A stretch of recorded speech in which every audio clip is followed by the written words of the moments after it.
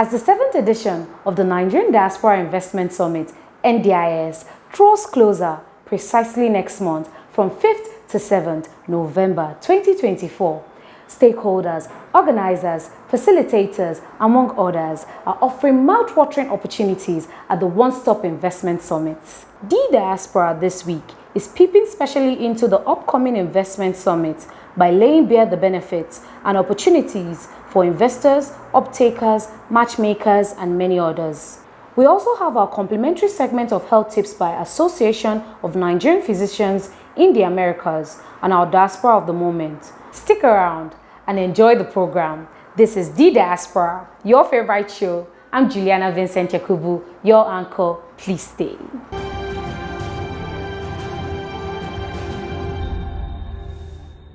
Welcome back. The Nigerian Diaspora Investment Summit is a yearly event designed to attract Nigerians in the diaspora to think toward homeland investment and development.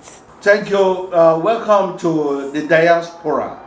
Yes, this edition of the Diaspora is entirely dedicated to the 7th Nigerians in Diaspora Investment Summit, which will be holding in November from 5th to 7th. Right. As the coordinator of the NDIS, can you give us a sense to the establishment and formation of the NDIS? Thank you.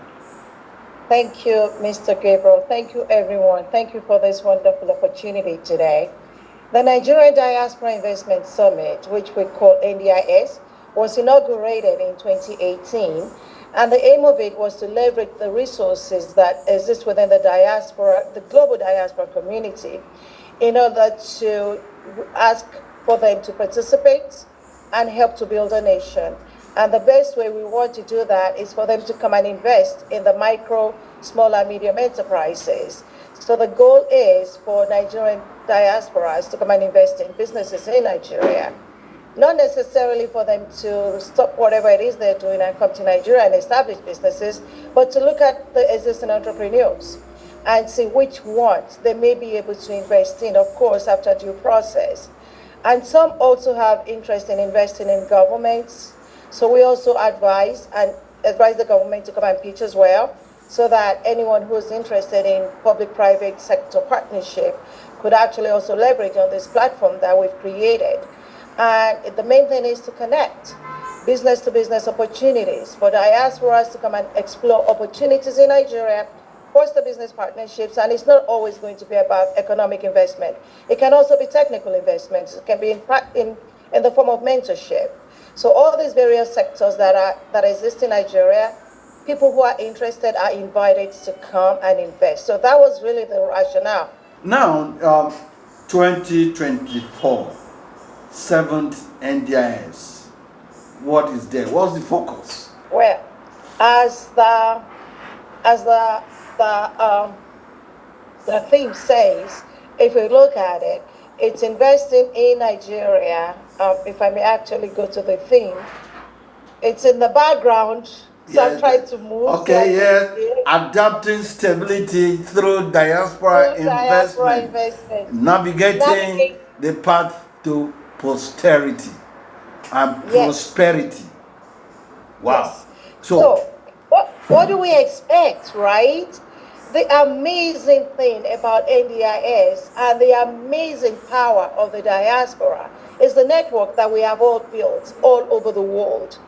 Now we're seeing that it's not only just Nigerians. As you will recall, in 2022, I believe, we had a major investment firm, that's an American investment firm. One of the representatives was a keynote speaker, came to represent thousands of investors.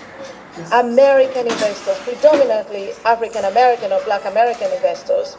And then this year we have amazing interest from the Office of the President of the United States of America. What do you think people the investors are saying about the NDIS so far? Are they willing to come back and invest? Is there prosperity as navigating the path, like the theme says.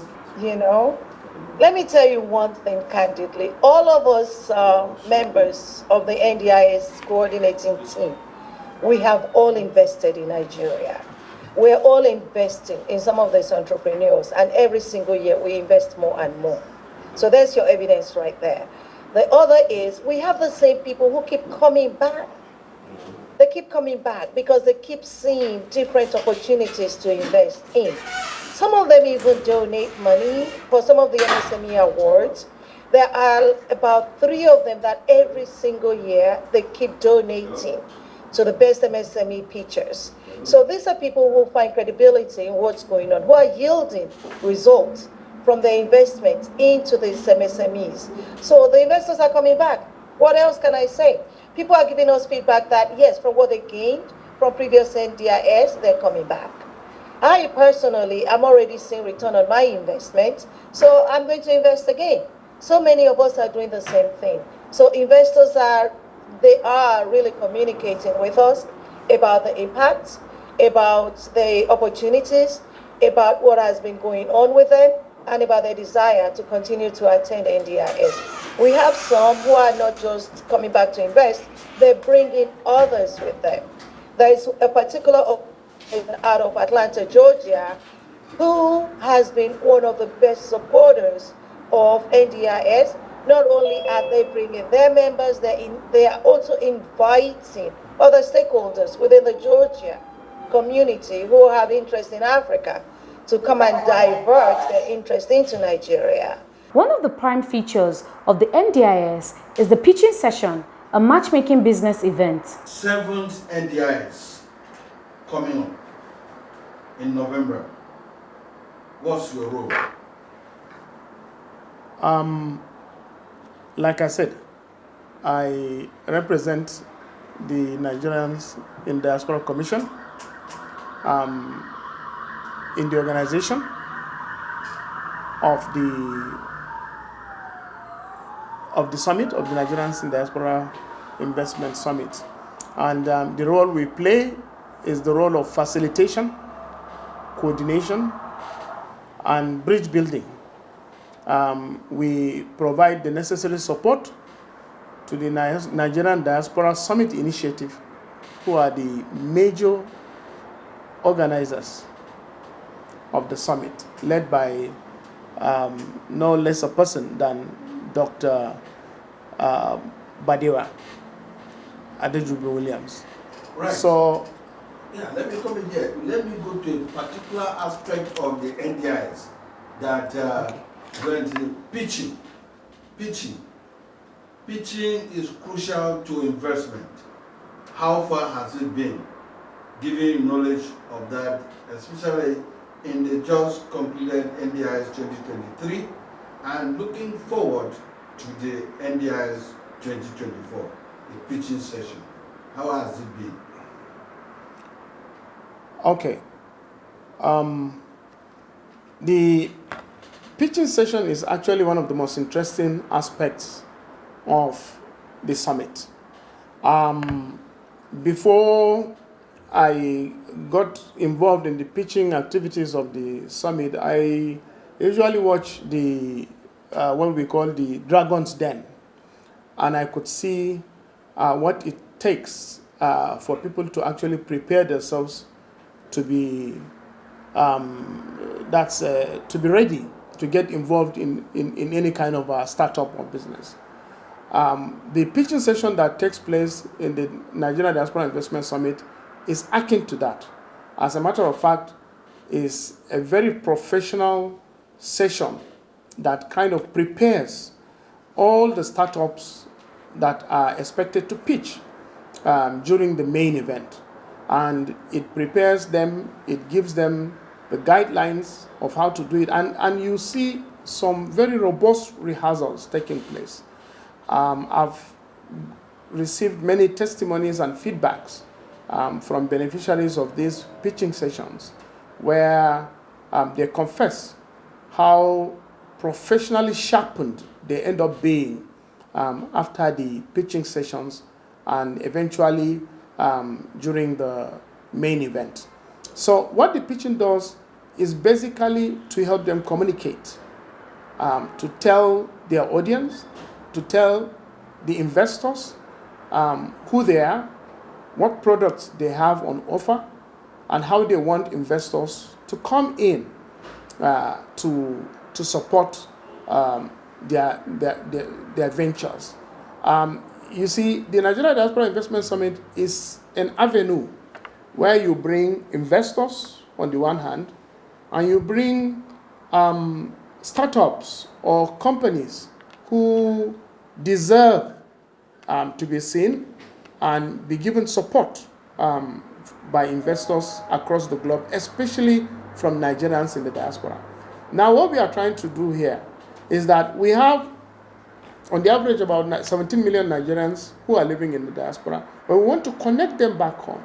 We want to give them that sense and opportunity to invest in growing businesses in the country.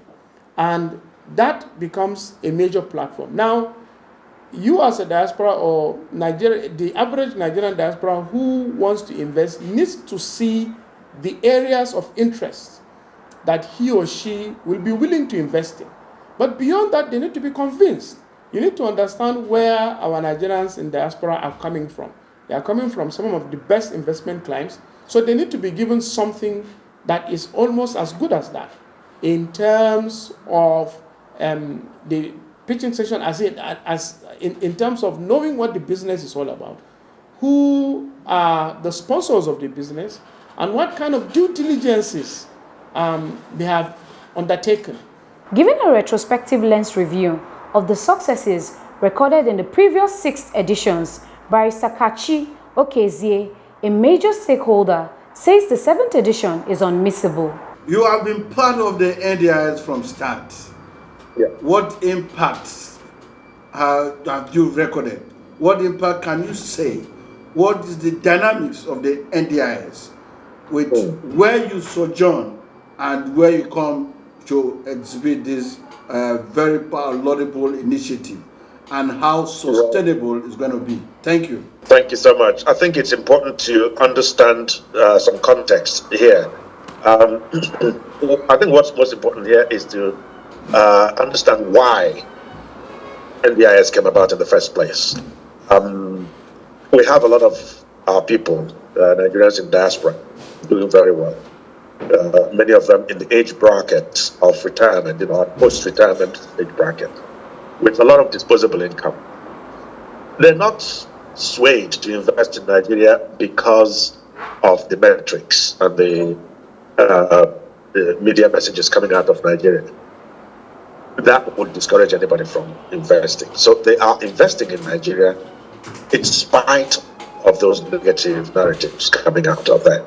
So that's the first thing to understand. This is about people who are investing here because of the passion that they have for the country, the faith they have, the belief they have, particularly in the youth of the country, in the potential of the country. Things like the intellectual property with which the country is blessed, the natural resources as well. So that's why our people are investing in Nigeria. They have a sentimental connection to the place. They are not investing necessarily because they're going to make profit. There are safer places to make profit from. They know that. And there are places where you don't need to move around to invest, and you sit and pick up your phone and you're making money anywhere in the world. And so, but they're coming to Nigeria. They know what Nigeria means to them.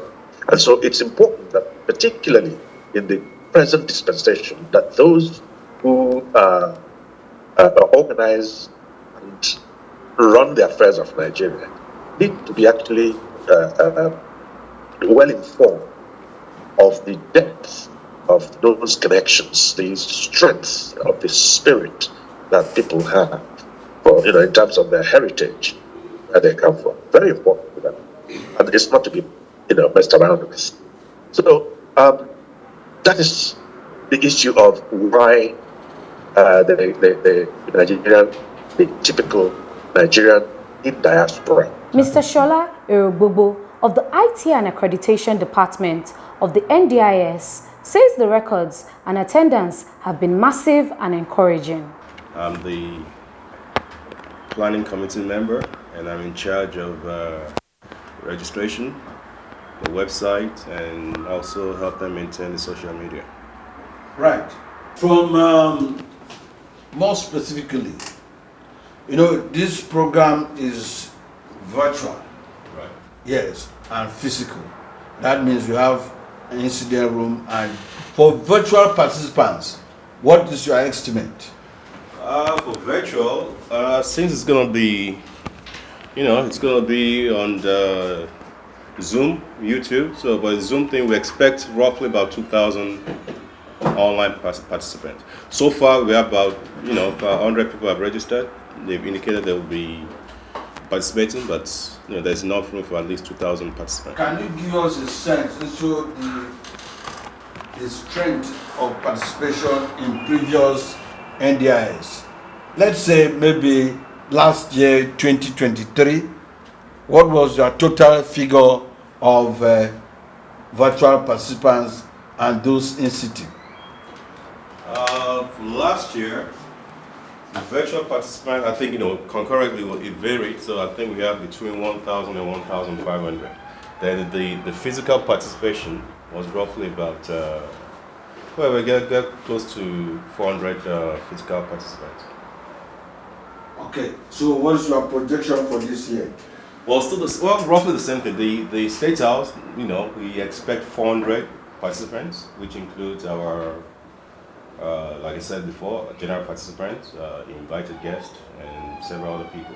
So roughly, it's going to be well over 400 physical participants. So this year, where is the venue? The venue will take place at the conference center, the State House, Abuja. Registration is still open, so if you want to register, the web address is www.ndisng.com. Let's take a short break. The Diaspora continues shortly.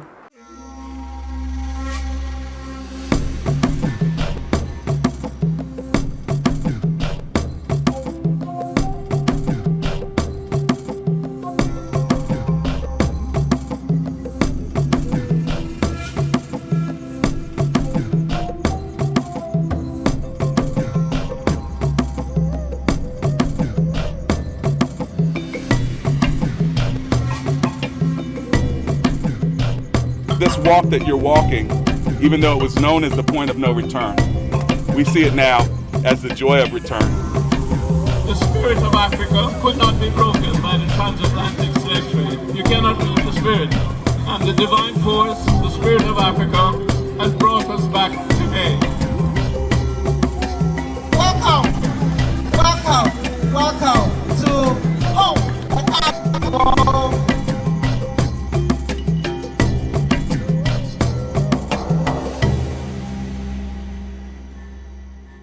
Welcome back. Let's bring to you our health tip segment with Association of Nigerian Physicians in the Americas, ANPA.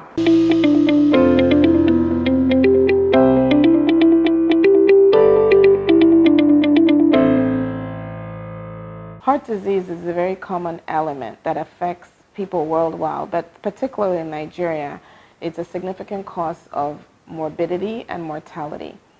It affects over 11% of the population. And when you talk about heart disease, it includes, but it's not limited to, things like heart failure, coronary artery disease, which includes blockage of the vessels leading to the heart, that's sometimes related to what's described as a heart attack. Heart disease also affects the ability of the heart to pump blood effectively and could result in symptoms such as chest pain, shortness of breath, people coughing often, wheezing, not being able to walk long distances as previously being able to be tolerated, not being able to climb up on stairs, not being able to lie flat and maybe needing to sit up while you're sleeping or being propped up with pillows. It's also associated sometimes with swelling of the lower extremities and sometimes puffiness of the face. Heart disease is associated with significant risk factors, and these risk factors sometimes are ascribed to having a more affluent lifestyle, lack of physical activity, eating more carbohydrate-rich foods, that are low in nutrients and allow one to be predisposed to obesity, lack of exercise, smoking, and then otherwise things such as family history or genetics, hypertension, and diabetes. All of these things increase the likelihood of one getting heart disease. Next is our Diaspora of the Moment with Shalewa Ajila presenting. Our Diaspora of the Moment is Professor Abba Aji. Professor Abba Aji obtained his MBBS from the University of Maiduguri, Nigeria. He is a Fellow of the Royal College of Physicians and Surgeons, Canada, Fellow Royal College of Psychiatrists, United Kingdom, Fellow of the American Psychiatric Association, and Fellow of the Royal Society of Medicine, United Kingdom. He obtained his master's degree in neuroscience from the University of Maastricht, Netherlands, and also a Master's of Business Administration in Healthcare Management from the Smurfit Graduate School of Business, Dublin. Prior to this appointment, Professor Abba Aji was the medical lead for the Integrated Youth Services Initiative in Addiction and Mental Health in Edmonton, the Zone Facility Site Chief, Addiction Mental Health at the University of Alberta Hospital, and the Associate Chair of Psychiatry, Clinical Affairs with the Faculty of Medicine and Dentistry. He has numerous awards, recognitions, and over 70 peer-reviewed publications and book chapters. He was recently appointed as the Chief Medical Director of the prestigious Alberta Hospital, Edmonton, Canada. Professor Abba Aji is the first African to be appointed in this role. Congratulations, Professor Abba Aji. We celebrate you as our Diaspora of the Moment. Many thanks for staying through the show. Keep a date with us next week. I remain your uncle, Juliana Vincent Yakubu. Stay positive.